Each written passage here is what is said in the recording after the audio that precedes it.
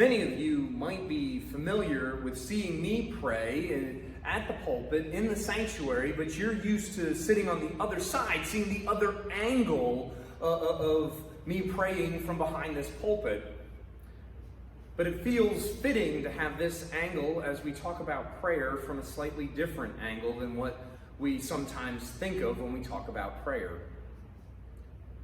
The last few weeks I've shared in the worship service that it has been difficult for me to pray. Sometimes I don't know what to pray. And I want to let you know it is okay if you find yourself stumped and not knowing what to pray for. Sometimes things happen in our lives and we don't know what we want, or we don't know what God wants. Or we don't even understand what's going on, and in the midst of our confusion, we don't know what to pray.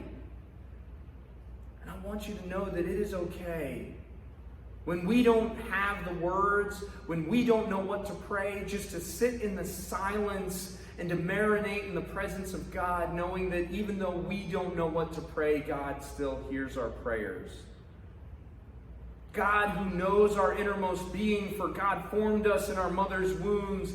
God has counted every hair on your head. God knows you by name. God knows what's on your mind and in your heart. And sometimes the best thing we can do is just sit in the silence and know that God sits in the silence and the struggle with us.